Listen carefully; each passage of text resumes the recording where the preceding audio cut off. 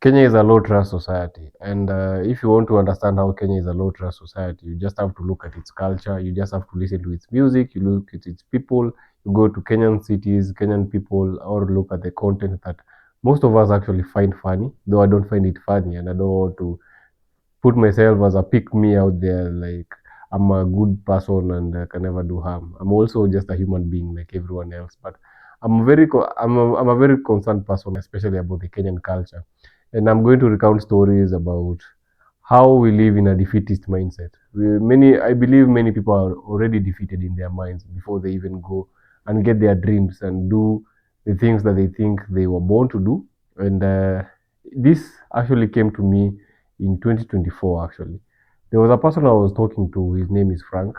He's a aged man. He's a well-aged man, well in his 30s. He's a good-looking person. If you look at him, you see that there are things going on in his life. He's a good person. He has a family, beautiful wife. We were once seated down and we were recounting stories, and we were just talking about how the Kenyan economy looks and how things look around us. And I'll never forget having this conversation with this guy because we were debating actually if it is possible for anyone in Kenya to do something good and actually be rewarded. Like every one of us, every single person I know, this is the modern myth that all of us are supposed to be rich people. So we were actually talking about if is there any way you can make money legitimately in Kenya. And he was of the opinion that you can never make money legitimately in Kenya. And he was actually very, very convinced that you can never make it in Kenya unless you're a thug. And we have all these sayings that we say that you really have to be somehow thuggerish and streetish and somehow straight so that you can be able to become a wealthy person here in our country. And actually, if you look at where this belief stems from, I believe this belief stems from the Hollywood movies that we actually see. The Hollywood movies that we actually see portray the ideal man or the ideal wealthy man as a person who is somehow crooked and somehow straight. And if you look into the mafia movies, if you look into movies like Scarface, The Godfather, you see this kind of archetype that is being pushed to us that you're somehow supposed to be a man with no honor. Even as I'm speaking right now, I'm reading a Song of Ice and Fire, and the Song of Ice and Fire by George R. R. Martin, which the Game of Thrones was actually based on. When you look into the Game of Thrones and its philosophy, you'll come to find out that people, honorable people, good people, people who are out in the world to do the good are actually punished, and the people who are crooked are actually the ones who win. Like Littlefinger in the Song of Ice and Fire, another character might be Ramsay Bolton, Lord Bruce Bolton, the Freys who killed the Starks. The Starks are actually the force of the good in the book, I'm hoping. And yeah, so we're discussing with this Frank, he's called Francis, so about this topic of can you really legitimately make money in Kenya? And he was of the opinion that you cannot never make legitimate money in Kenya. You have to be a con man.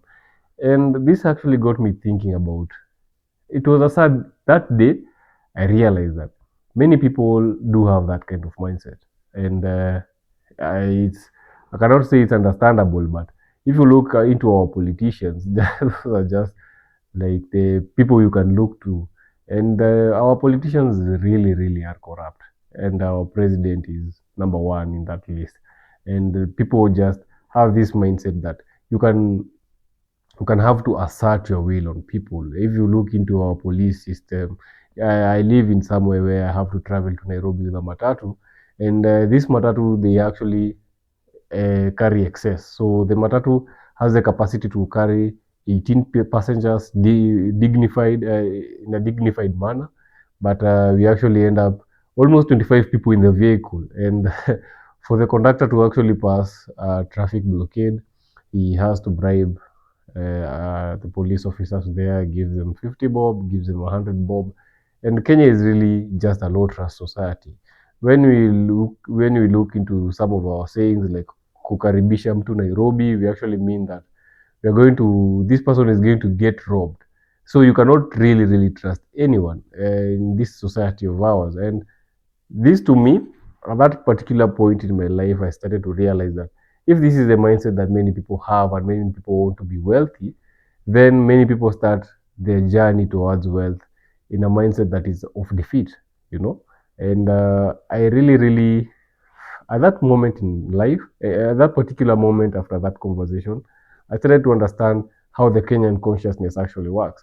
And for example, I went to a driving school in last year, and in this driving school, we had like 15 lessons. So to go into the highway. One time we used to alternate. One time you go with an automatic car, another day you go with a manual car. And I remember very well when I was applying for the actual exam so that I could get a driver's license. And when when it was a day or two to the exams, I was really really anxious like anyone else. So I was just like going through the notes of the things that we had learned. I was going through the sites, but the teachers there were actually quite relaxed. They were telling me, you know, you don't have to do all these things. You just go there, show up, and you will just qualify. And I really didn't know why they were insisting that much. So, but I just kept going through that MTB thing. I was going through the science so that I could be familiar with it, so that I could pass the exams. And it was to my shock when we reached the place where we were supposed to do the exams in at the river. I was quite shocked to find that the school actually has a budget to bribe the examiners, you know. So the examiners didn't really test us in anything. We just we just got there. They made it super smooth, and when they made it super smooth, everyone qualified for a driving license. And I was just thinking to myself at that particular moment in time that I can imagine. I remember I was doing the exam with someone else there, and I was qualifying for a four-wheel drive, for a, what is it called? This license just to drive a saloon car, a sedan car. And the other guy I was talking to, he was there for, I think it was a lorry, to get a driving license for a lorry. So he already had a driving license for the four-wheel car. So he was going to six-wheel or eight-wheel, I can't remember. But he was telling me that when he was his time when he was doing the car, the sedan car uh, exam, the examiners really never cared about whether he knew how to drive or not. They just made it so easy to him so that he can qualify and get the driving license. And yeah, so I was just imagining to myself how many people are in the road right now and are not qualified drivers, you know, and the amount of accidents that actually occur because of this kind of negligence. And if you can even we can even see from where our politicians in Kenya especially come from. Our politicians are actually quite quote unquote learned. And when you look into their background, they went into these big national schools like Alliance, Tarehe Boys. And in these schools, when you were in high school, it was just it was just known that these schools actually get leakage of the exam, so they are never really that intelligent. Let's say they are just assisted. When the KCSE, the national examination for to qualify to go to the university comes, these people actually have already had a copy, have a copy of the exam that is supposed to be done. And when they do this exam, they already like have revised 2 3 months prior to that exam. And now after they've revised 2 3 months prior, then the actual exams comes, and the mean score for Alliance High School is a constant, and Starehe is at A, those Pangani Girls, Kenya High. And I have nothing personal against these schools, you know. But when these people get into the university, again, the universities the universities in Kenya, this is actually quite known that people actually steal exams in universities in Kenya. For example, when you go into University of Nairobi, which is our best university here in Kenya, I was in the University of Nairobi for a time, and people there actually also steal exams. We have these quotes about Mwakenya. Mwakenya is you get into an exam, you already have written your answers in a small piece of paper. So when you just look into the question, you refer it to your paper. And this actually shows the kind of culture that we have here in Kenya. Because if you just trace the what is it called, the life of a politician from high school, from primary school. They stole their national examination when they were in primary school. They stole their national examination when they were in high school. Then get into campus, steal again. And we have this mindset, which is just cutting corners. We just like cutting corners. We don't love due processes. For example, when you go to apply to a passport, for a passport in Kenya, when you want to go to abroad, the only way you can process that passport faster is by bribing the immigration offices. When you go to a visa, the only way you can pass faster is by bribing the visas, the institutions that hand out visas, the embassies. When you go into a police station, you have to bribe the police officers. In Kenya, you can literally bribe your way through everything and anything. And this is the kind of mindset that we have as a people. And at that particular moment in time, when I was having this conversation, back to my original story with Francis, I came to realize that, yo, we actually, people are actually defeated way before they even engage in whatever they want to do. The biggest defeat in this world happens here in the mind, way before it is shown in the actual real life. And think about the damage this causes, because I can also trace this low trust society, not low trust society, but this low trust culture in relationships. By the way, when you look, and it is not a coincidence that there's gender disparity between men and women. The men distrust women, women distrust men, and we live in that kind of world right now. And somehow, somewhere, many people are benefiting in that division, you know. And it's kind of sad to see that. That's actually capitalism in play. For example, with these dating apps. For example, with the red pill. Let me not say the red pill, because I actually mostly agree with some of their points. I'll just say the people who are extreme in that line of thinking. There's also the feminists who are actually making a lot of money. We have distrust between the races. We have those are the bigger picture. But I'm just diagnosing the problem at a local level here. When you look into relationships, by the way, I've had friends, and you talk to friends, you ask them, hey man, how do you get a girl? How can I get a girl? I remember when I was quite young again. When I was quite young, I'm still young, but I was young at that time in my life. I went to someone and asked him, like, hey, yeah, how do you engage these girls to be so obsessed with you? And I'll never forget what that guy told me. He told me, like, yo, you Alex, you're supposed to have a magical tongue, and you're supposed to lie and lie. And at that day in my life, I remember feeling, nah, it's not supposed to be this way. I'm not supposed to lie to anyone, because in my head, I'm like, okay, I know lying and being cunning have their places in this life. When you are pushed to the extreme, you have to lie and be cunning. But in just a normal situation where this involves someone else's feelings, I don't think you're supposed to lie about it. So at that particular point in my life, I was like, hey, you guy. And the guy who is telling me is like, quote unquote, quite successful with women at that time. I was seeing him as a very, very successful man with women. But when he told me about that lying, and now I was talking to my peers now, just this year, 2 3 years that have passed, all they usually tell you is just, yo, you need to lie. And again, when you go into, you listen to people, and this is actually quite common in Twitter. People say, like, yo, you should lie in your CV, you should actually lie, get that job. When you start to see the actual consequences of lying in society, you actually kind of, you are actually very, very surprised. Because, for example, someone went through campus in medical school lying all his life. Then he goes and becomes a doctor. When he becomes a doctor, he becomes a surgeon. And you, life just happens to you, and you find yourself that is the surgeon that you're supposed to go and deal with. Just imagine the amount of damage that the surgeon can do to you. At that particular time in your life, you'll be very vulnerable.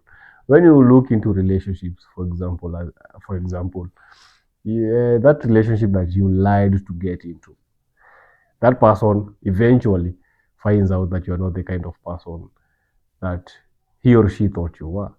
So that actually will come off as betrayal. And when someone is betrayed, you can always choose the higher path to forgive and move on with your life, or you can choose the lower path that you'll go on a revenge spree. And you can imagine now how many people have chosen to go on a revenge spree, because you are human beings, and no, we cannot say that all human beings are that strong. Let's imagine again these instances where we have medical doctors. We have stories. I was looking into a story on Twitter the day before yesterday about some doctor who lied about the condition of his patient so he can extract a lot of money from her because she had an insurance payment. You see a situation like that.